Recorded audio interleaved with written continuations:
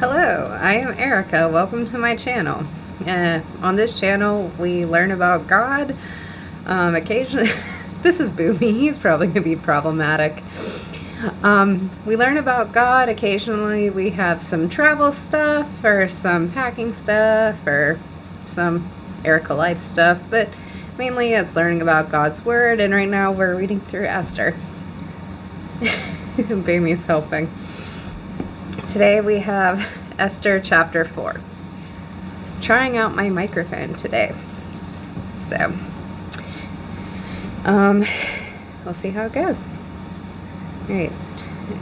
This dog weighs like 9 million. Actually, he weighs 13 pounds, but he feels like he weighs 9 million pounds this morning. Alright, so Esther Chapter 4. Mordecai pursues Esther to help. Where you going, buddy? Be problematic. When Mordecai learned of all that had been done, he tore his clothes, put on sackcloth and ashes, and went into the city wailing loudly and bitterly. But he only went as far as the king's gates, because no one clothed in sackcloth was allowed to enter it. In every province to which the edict and order of the king came, there was great mourning amongst the Jews, with fasting, weeping, and wailing. Many lay in sackcloth and ashes.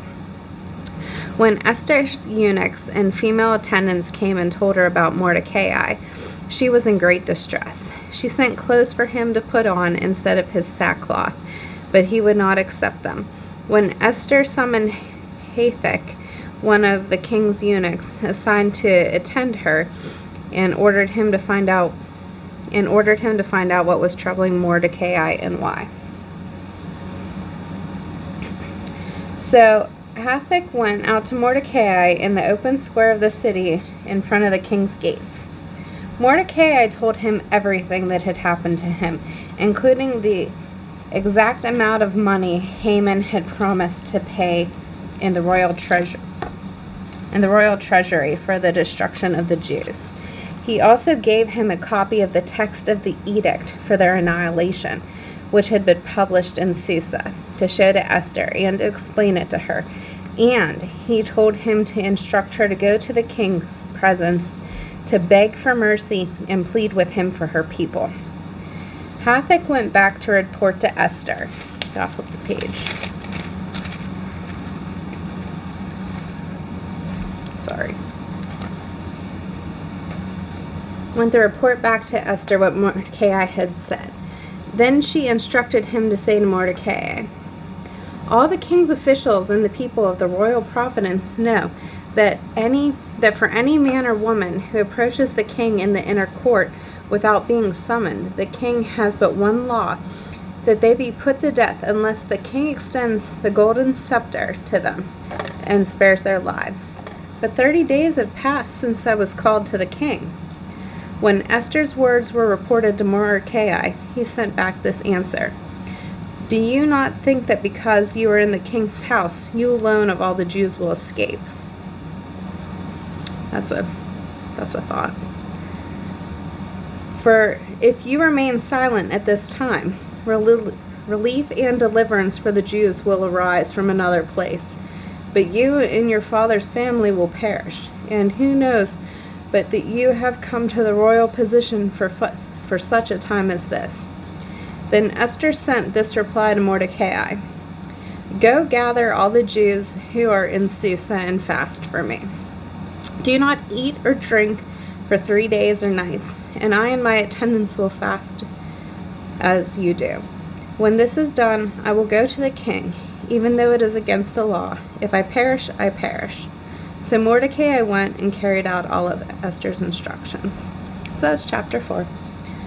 So normally, like when you hear the key verse of Esther, you hear the and who knows but that you have come to your royal position for such a time as this. But what really hits me is do not think that because you are in the king's house that you alone of all the Jews will escape. I think a lot of times, like, I know I tend to think like, oh, well, I'm probably fine, or You know, that doesn't apply to me. So that kind of like, you know, that verse really hits me. And then, you know, at the end, like, when she's like, okay, well, fast for me. You know, normally like prayer and fasting. But she's like, so after a few days of let's fasting and praying on this, like, I'll go and I will do what you're asking of me. And if I die, I die. Oh, goodness gracious. He's trying to sit on my lap at the table and sleep. But so, you know, I think that this particular chapter really reminds us that, like, you know, just because we think that it doesn't apply to us, it still applies to us. Just because we're in a spot where we think it doesn't apply, it still applies. I don't know, whatever you want to apply that to. Whatever you want to apply that to, it applies. This is Boomy. Introduce you to my pets. This is Boomy. He is my almost 2-year-old dachshund. This would be my life part.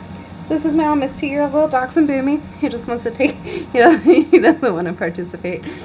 He just wants to take a nap. He thinks the table's a great place for a nap. But this is Boomy. Alrighty. And until next time, make sure you hit subscribe and like and, you know, hit all the buttons to make sure you get the next chapter and keep seeing my completely messy self. I'm not self-patronizing. It's just I am not your perfectly put together person here.